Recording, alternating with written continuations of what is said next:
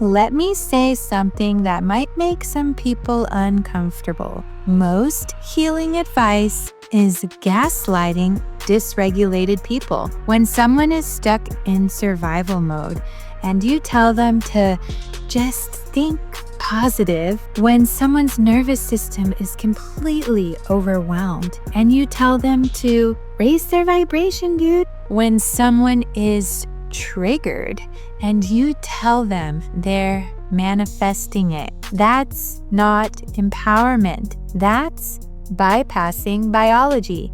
And today, I'm going to explain why. Not just from opinion, but from neuroscience. Because if you've ever tried affirmations, mindset shifts, visualization, and felt a little worse, there is actually a reason, and it's not because you're broken. Here's the part most people never hear. When healing advice doesn't work, it's not because you're lazy. It's not even because you don't want it enough.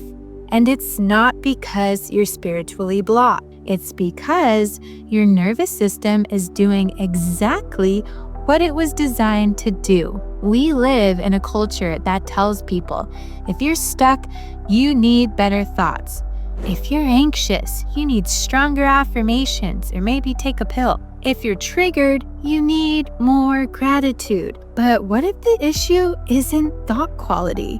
What if the issue is state? The brain isn't just one system, it is layered. At the top, you have the prefrontal cortex, the logical, reflective, future planning part of you. That's where mindset work happens.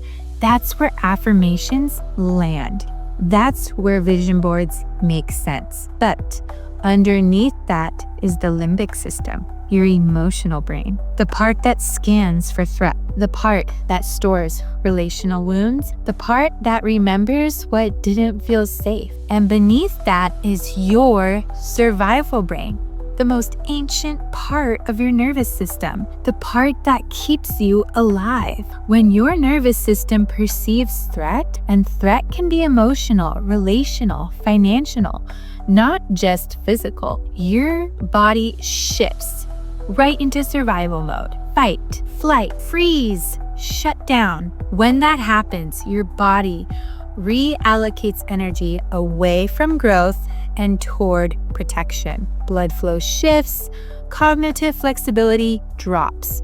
Your system becomes hyper-focused on safety. And here's the key. When survival brain is activated, your logical brain goes partially offline. You cannot access the same level of optimism. You cannot access the same level of self-regulation. You cannot even access the same level of creativity. So, when someone says, just focus on the positive, but your nervous system is literally in fight or freeze, it's not really empowering. And it can feel extremely invalidating because now you're dysregulated and you also believe you're failing at healing too. So this is why so many people secretly think, why does this work for everyone else, but not for me? It's not working for you because your body does not feel safe. And safety is not a mindset. Safety is a psychological state. Dr. Stephen Porges' polyvagal theory explains that the nervous system constantly scans for cues of safety or danger, often below conscious awareness. If your system detects danger, it prioritizes protection over growth and everything else. And you cannot override that with willpower alone. This is where we have to get honest as a healing culture. Mindset work is powerful, but it only sticks when the nervous system is regulated enough to actually receive it. If someone is in chronic survival mode and we hand them affirmations instead of regulation tools, we are literally giving them cognitive strategies for a physiological problem. And that mismatch is what creates shame. So let's go deeper. When people say, I know what to do, I just don't do it, they think they have a discipline problem. But they don't. They have a state problem. Your nervous system operates through prediction. The brain's primary job is not happiness, it's survival through prediction. It constantly is asking, what is most likely to happen next? What do I need to prepare for? And it builds patterns based on past experiences. Now, let's talk about dopamine, because this is where things get represented in the self-help culture a lot. Dopamine is not the pleasure chemical. It's the anticipation chemical. It spikes when your brain predicts an reward.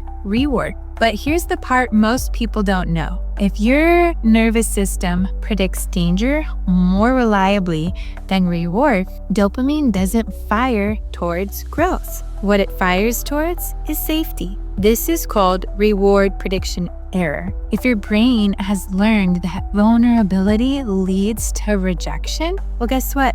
That rest leads to criticism. That visibility leads to attack. It will not assign reward value to those actions, even if you consciously want them. So you create a vision board about expansion, but your body predicts threat. Their survival system overrides the growth system every time. This is not weakness. This is neurobiology. Studies in motivation science show that intrinsic motivation, internally meaningful goals, activates very different neural networks than intrinsic motivation. When you chase goals that are socially approved but internally misaligned, the reward system doesn't stabilize. It becomes restless. You achieve the thing and it doesn't land.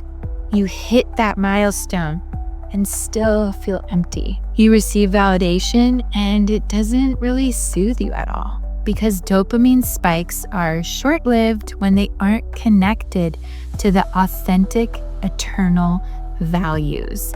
This is why some people accomplish everything on paper and still feel disconnected. Their nervous system never registered it as safe, meaningful reward. Now, layer in chronic stress. When cortisol stays elevated long-term, it shrinks activity in the prefrontal cortex and increases reactivity in the amygdala. Translation, you become more reactive, less flexible, less able to access future-oriented thinking. And then someone hands you affirmations. The affirmations aren't wrong though. They're just speaking to a brain that is basically offline.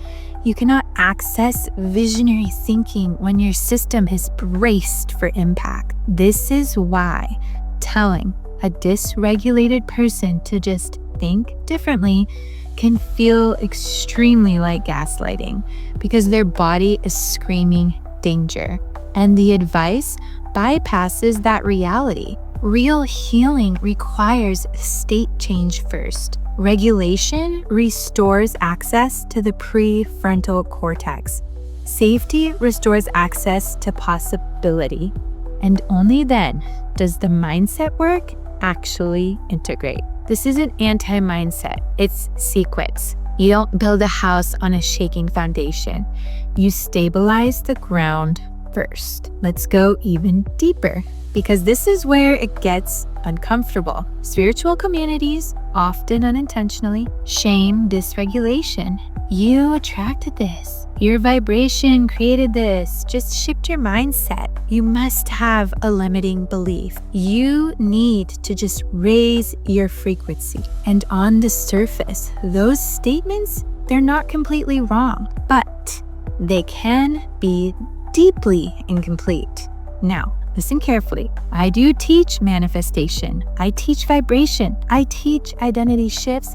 And I strongly believe in the law of mentalism. But I believe your internal state shapes your external reality. But identity work without safety work can quietly turn into self-blame. And self-blame inside a dysregulated nervous system does not create empowerment. It creates collapse. So let's bring the science into this. Trauma research, especially the work of Bessel van der Kolk and Stephen Porges, shows that unresolved trauma keeps the body cycling between defensive states. There's fight, flight, freeze, fawn. These are not mindset choices. They are autonomic nervous system responses. The body does not ask permission. It just reacts based on that perceived threat. If someone grew up in unpredictability or chronic criticism or emotional abandonment, their nervous system adapted to survive that environment. That adaptation becomes automatic. So when something stressful happens later in life, let's say a breakup, a financial loss, or just a little bit of rejection, their system doesn't respond from clarity. It responds from pattern memory.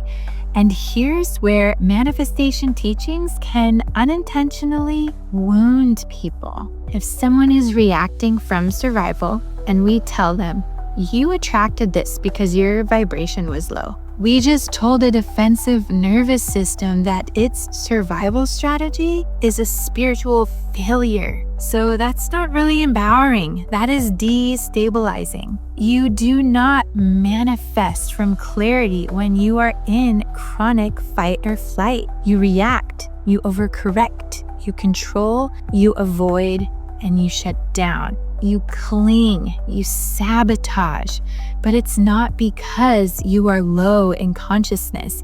It's because your body believes it's protecting you. Polyvagal theory explains that when we are in sympathetic activation, fight or flight, or dorsal vagal shutdown, freeze, access to that higher reasoning, social engagement, and long-term vision is extremely reduced. Translation, you are not in your creator consciousness. You are in protection mode. And protection mode does not create from vision. It creates from defense. So when someone says, just raise your vibration, dude, what they may actually need is to feel safe in their body, to process the stored stress, to build regulation capacity, to stabilize before expanding. Regulation is not anti-spiritual. It is foundational. And this is the part I want to be very clear about. Needing nervous system support is not a lack of faith. It is not weak manifestation. It is not low frequency. It is just a body doing exactly what it was designed to do.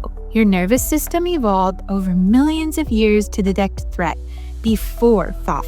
It prioritizes survival over philosophy, and until safety is completely restored, your system will always default to protection over creation every time. Spiritual bypass happens when we use spiritual language to skip the nervous system work. We label dysregulation as low vibration.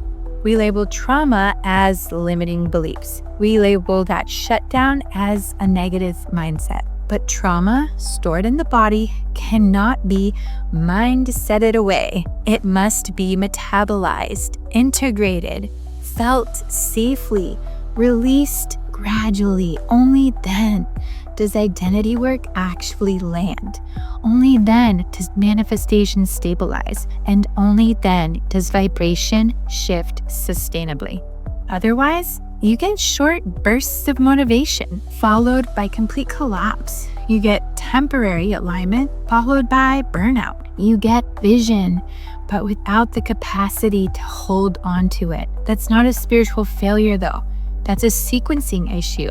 Safety first, then expansion, then identity stabilization, not the other way around. Here's what the research shows supports regulation. Slow exhale breathing activates the vagus nerve. Eye movement and bilateral stimulation reduce amygdala activation.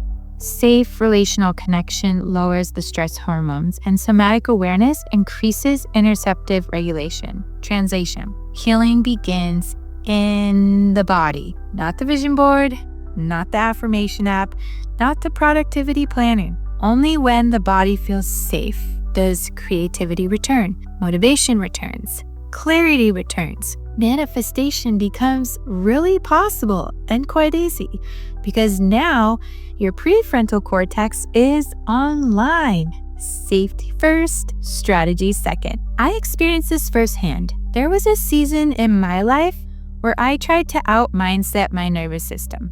I tried and did religiously affirmations, discipline, positive reframing, spiritual bypassing, all of it. And I felt like I was still kind of failing, but I wasn't failing. My body was freaking exhausted. When I stopped shaming myself and started regulating myself, everything finally changed. My decisions improved, my relationships improved, my manifestation improved because I wasn't operating from survival anymore. I was operating from safety. And that safety, it truly does change everything. Let me be clear. Mindset work is extremely powerful. Affirmations are powerful. Manifestation is real, but only when the foundation is regulation. If your body feels unsafe, nothing sticks, nothing works. That's not weakness, that's biology. And this is exactly what the Divine Soul Lifestyle is all about. We don't start with forcing mindset shifts. We start with nervous system awareness, identity work built on safety, somatic integration, emotional why work, and alignment before achievement. Because sustainable manifestation requires regulation. If you've ever felt like healing advice made you feel worse, not better, you're not crazy. You were just dysregulated and there is nothing wrong with you. If this resonated, comment safety below. And if you're ready to actually regulate your nervous system instead of shaming it, join the Divine Soul Lifestyle Academy. Inside out. Body first, mind second, manifestation third, because when the body feels safe, you become unstoppable. As always, be more than a label and embody your divine soul.